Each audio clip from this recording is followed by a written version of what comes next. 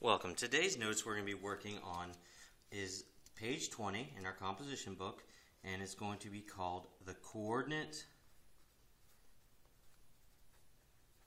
plane. Alright, so let's go ahead. Let's go to page 20.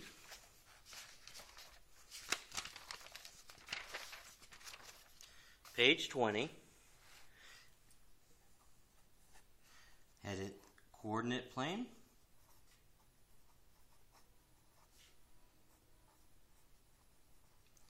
Alright, first let me describe what the coordinate plane is. The coordinate plane is made up of a horizontal number line and a vertical number line that intersect perpendicular, meaning they make a 90-degree angle where they meet. The very center of the coordinate plane, right here, that is called the origin. The origin is the place that you start at when you ever graph any kind of point on the coordinate plane. That is the starting point. That's why it's called the origin. Alright, the first thing I want to get into is also the quadrants. There are 4 quadrants on a coordinate plane. Quadrant 1, Quadrant 2, Quadrant 3, and Quadrant 4. These are Roman numerals for 1, 2, 3, 4. 1, 2, 3, and I'll put 4 down here. 1, 2, 3, 4. This is the order that you put them in. It goes, you start from here and you go counterclockwise, or the reverse of clockwise. So it's 1, 2, 3, 4. So this is quadrant 1, quadrant 2, quadrant 3, quadrant 4. Any number that follows in this area is quadrant 1. Now, as we learned with our number lines, that anything to the right of 0 or above 0 is positive. So everything in quadrant 1, the ordered pair will be a positive number and another positive number. Quadrant 2, everything that is above 0 is positive. So everything in quadrant 2 for above 0, which is your y-axis, is positive. But your x-axis is also the left of 0, so that's going to be negative, positive. Negative and positive. So everything that's positive, positive is coordinate 1. Everything that has a negative for your x value and a positive for your y value is going to be quadrant 2. Quadrant 3. Everything below 0 is negative. Everything to the left of 0 is negative. So everything to the left, which is your x value, the first value, that's negative. Everything below, which is your y value, that's negative as well. So your quadrant 3 is going to be negative, negative. And quadrant 4, everything to the right of 0 is positive. Everything below is negative. So that's going to be, well, the x value is positive. Oh, I wrote an x there instead of a positive sign. Let me go ahead and change that. Positive. And then your y value is going to be negative. Alright, so quadrant 1 is positive, positive. Quadrant 2 is negative, positive. Quadrant 3 is negative, negative. And quadrant 4 is positive, negative. So let me give you an example. You're going to get questions that are going to say, what quadrant does this ordered pair exist in? So, what quadrant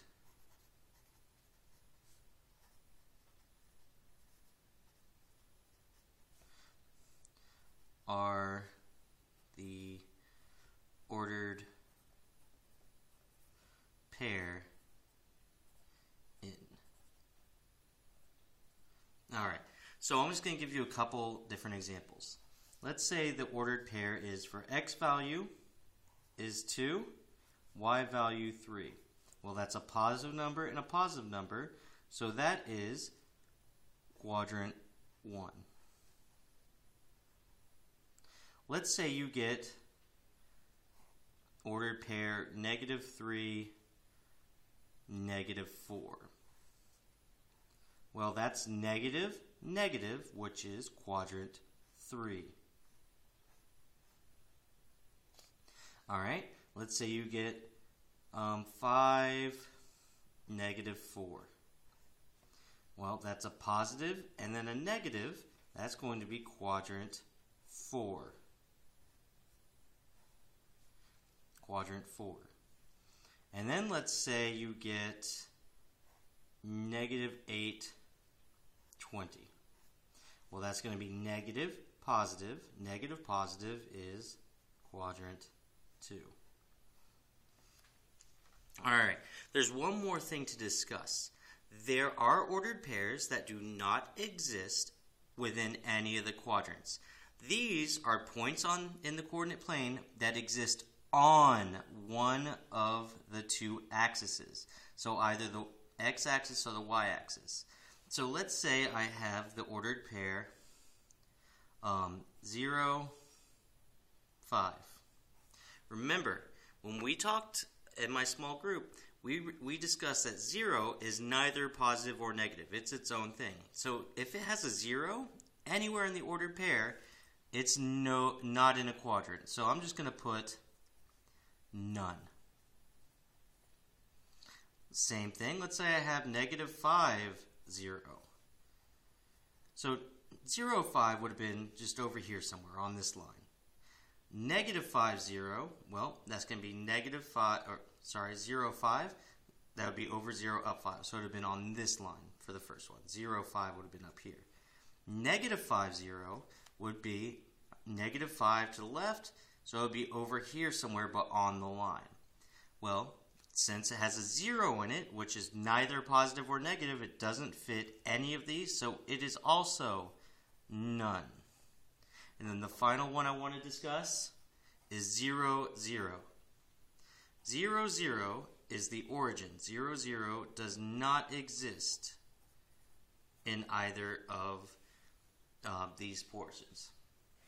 Alright, the next thing I want to go into is ordered pairs. So I'm going to go ahead, I'm going to use a ruler, make it nice and neat. I'm push this up a little bit so you guys don't complain to me later about how I didn't move it. Alright. So nice straight lines.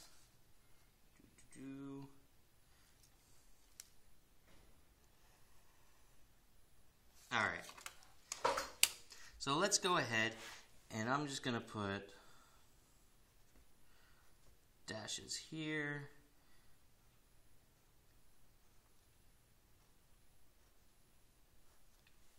Alright, when you look at an ordered pair, these are ordered pairs right here. 2, 3, 3, 4, 5, -4, -8, 20. These are all ordered pairs. Ordered pairs go in the order of X, then Y. It's easy to remember because it goes in the same order as the alphabet. X comes before Y, X goes before Y in an ordered pair. X stands for your x-axis, which is the horizontal one. Y stands for the y-axis, which is up and down, vertical. So let's graph a few points.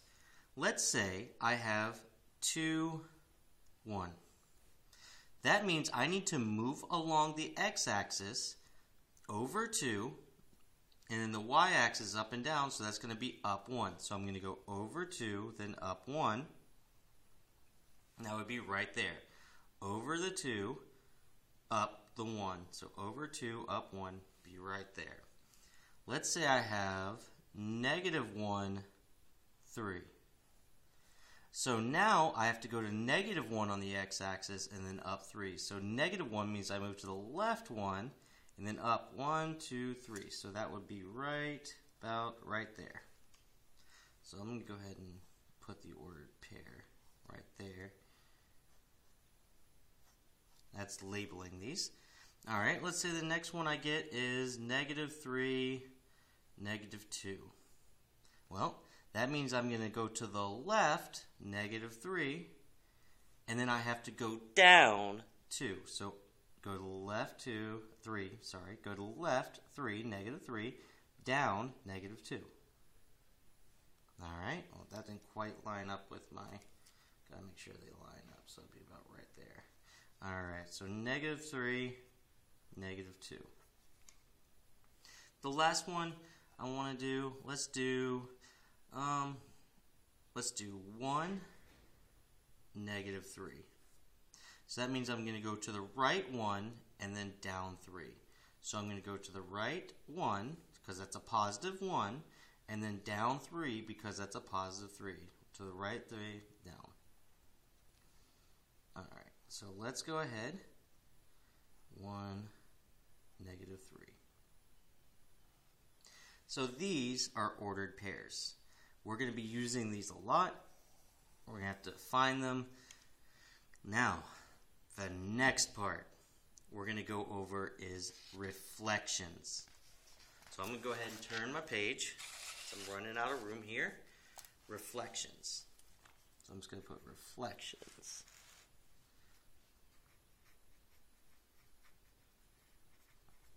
All right. So there are two types of reflections. Reflections across the x-axis and reflections across the y-axis.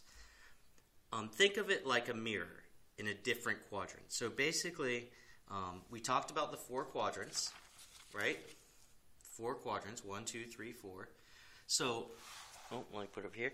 We talked about the 4 quadrants, 1, 2, 3, 4. So what we're looking for is if you're reflecting across the x-axis, this is the x-axis right here. This is the y-axis. You're looking, so let's say you have a point here.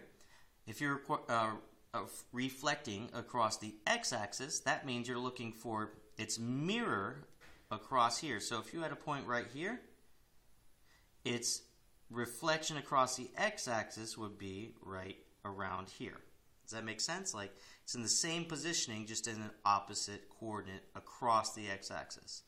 If you're reflecting across the y-axis, that means you're going across the vertical axis. So let's say I want to find this point's reflection over here across the y-axis. So that'd be around here. It'd be in the same position, just on the in the opposite coordinate.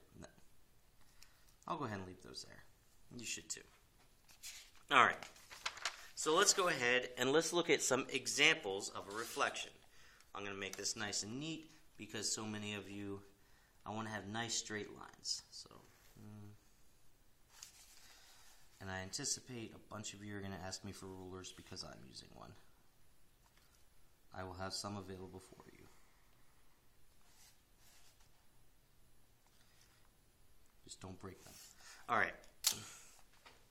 So again, I'm just going to go ahead and put a line here, here, here. Let me extend this. It won't be as straight, but there we go.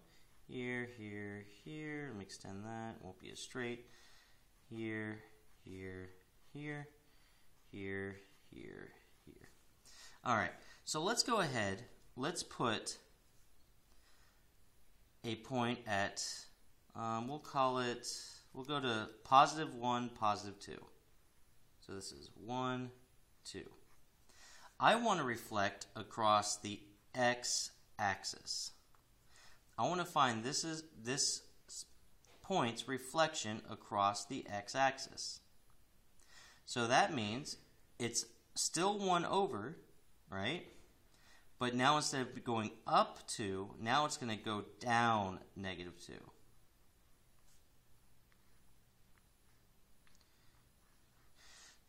Now, what changed?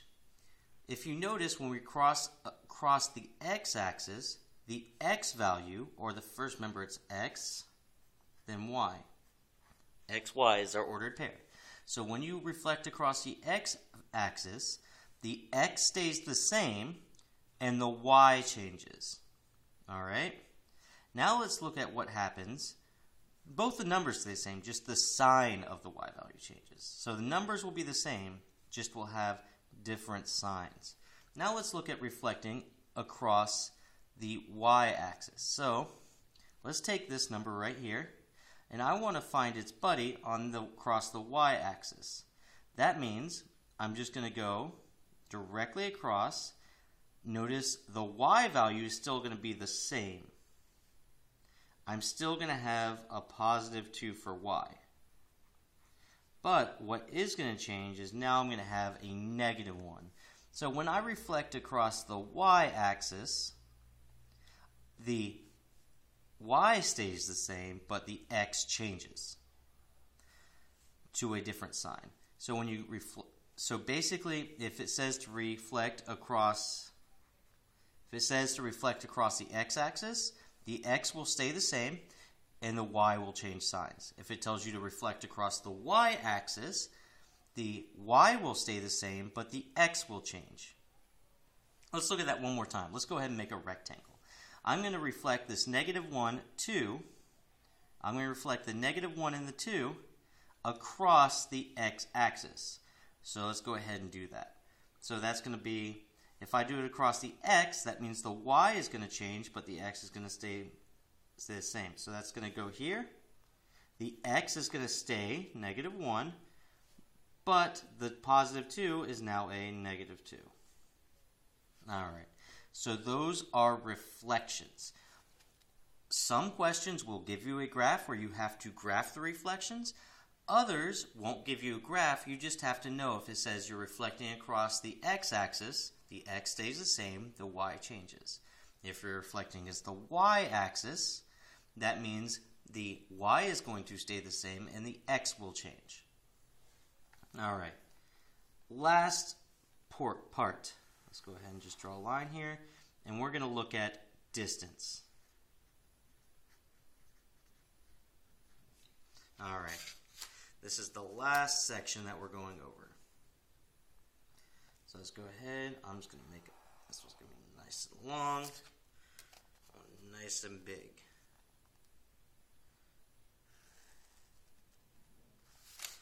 All right, x-axis,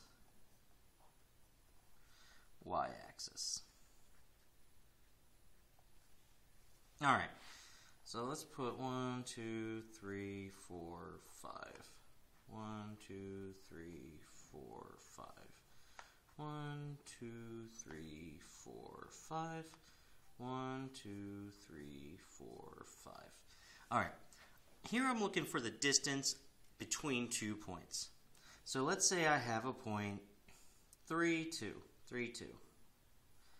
Positive 3, positive 2.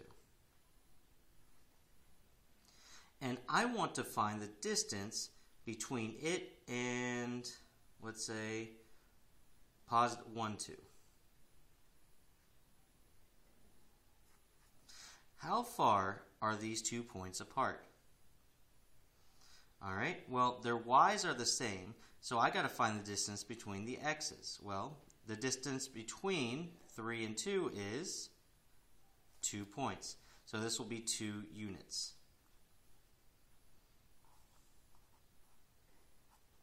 So between these two would be 2 units.